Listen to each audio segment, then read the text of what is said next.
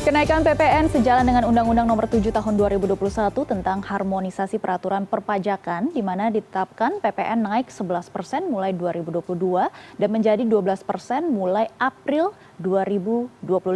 Lalu apa pertimbangan dan juga dampak kenaikan PPN ini? Kita bahas bersama dengan Direktur Eksekutif Institute for Development of Economics and Finance atau INDEF, Esther Sri Astuti. Selamat pagi Mbak Esther. Pagi Mbak Maggie. Iya, langsung saja kita ke tema utama kami hari ini. Mbak Esther, dengan meningkatnya PPN di 12% akan mendongkrak pendapatan negara hingga 484 triliun per tahunnya. Namun, apakah kebijakan ini tepat di tengah kondisi saat ini di mana ada ketidakstabilan ekonomi global dan juga inflasi pangan serta tantangan ekonomi lainnya? Ya, terima kasih Mbak Maggie. Ini pertanyaan yang sangat menarik ya.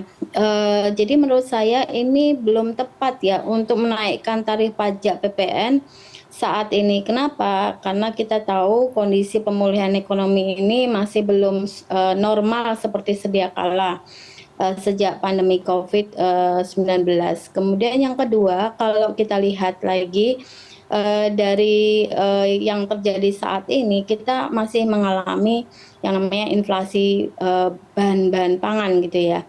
Artinya masyarakat ini masih harus mengeluarkan uang lebih banyak untuk mengkonsumsi bahan pangan. Dan saya mendengar lagi kalau tarif tol ini juga akan dinaikkan gitu ya. Nah ini tambah menghimpit ya, makin sesak saja gitu dari sisi lapisan masyarakat. Kalau misalnya PPN ini diberlakukan berarti kan yang terkena adalah semua lapisan masyarakat. Demikian Mbak Maggie. Baik, nah akan berdampak seperti apa kenaikan PPN ini ke masyarakat dan juga roda perekonomian ke depannya? Nah, kalau menurut saya dampaknya ini paling tidak kita mengurangi daya beli masyarakat. Kenapa? Karena dengan adanya PPN yang tadinya 11% menjadi 12% untuk setiap transaksi jual beli barang ya. Nah, ini kan berarti masyarakat atau konsumen itu merogoh kocek kantongnya itu lebih banyak lagi, artinya membayar lebih mahal. Nah, ini akan mengurangi daya beli konsumen gitu ya.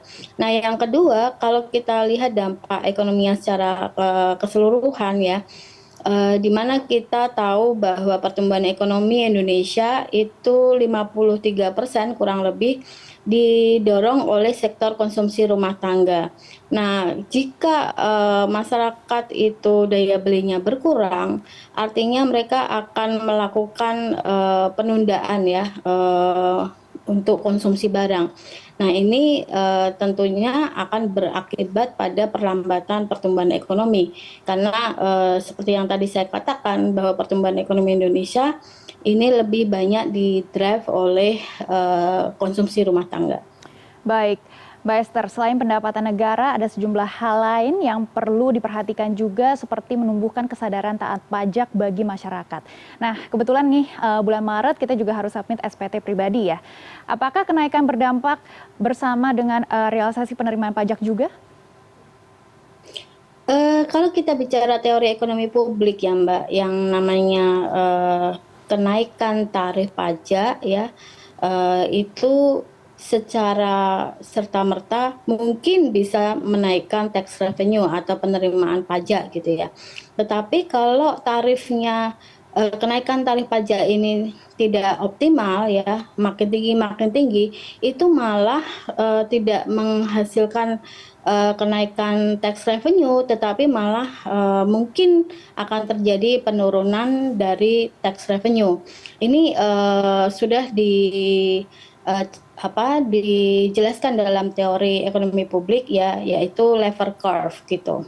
Nah, sehingga pemerintah harus berhati-hati dan menghitung ya, mengkalkulasi ulang gitu seberapa besar sih tax revenue yang akan diperoleh gitu, dan seberapa besar dampaknya atas peningkatan PPN ini gitu. Baik Mbak Esther, jika PPN naik dan menyebabkan daya beli masyarakat rendah dan tadi juga tax revenue-nya juga kemungkinan akan turun, apa sebenarnya strategi yang perlu disiapkan untuk mensiasati inflasi yang dipicu oleh PPN 12% ini? Ya, kalau strateginya ya tadi yang dari sisi pemerintah, pemerintah harus menghitung lagi ya, kalkulasi secara tepat berapa dampaknya terhadap perekonomian gitu. Selain tax revenue tadi, jadi jangan sampai tax revenue-nya itu tidak dapat gitu, perekonomiannya sudah lesu gitu. Karena dengan apa peningkatan tarif pajak ini tentunya akan mengurangi daya beli masyarakat.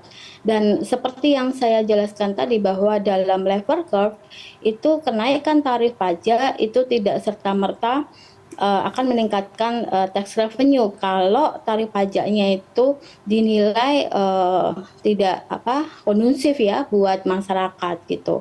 Nah, dari sisi konsumen tentunya dengan adanya himpitan ya inflasi pangan, kemudian ada kenaikan biaya transportasi ya, mungkin nanti subsidi BBM akan diturunkan atau bagaimana, terus kemudian tarif tol akan naik. Nah, ini kan membuat bahwa kita harus merancang ya prioritas apa yang harus dikedepankan untuk semua memenuhi kebutuhan kita gitu. Jadi kita hanya beli barang yang memang kita butuh dan kita perlu. Kalau tidak perlu ya udah nggak usah dibeli dulu, ditunda dulu gitu Mbak. Baik, semoga pemerintah juga bisa menyusun strategi yang tepat dari dan juga mitigasi dampak PPN 12% ini. Terima kasih Mbak Esther sudah bergabung bersama kami di CNN Indonesia Bisnis dan Referensi. Sama-sama Mbak Maggie, sehat selalu.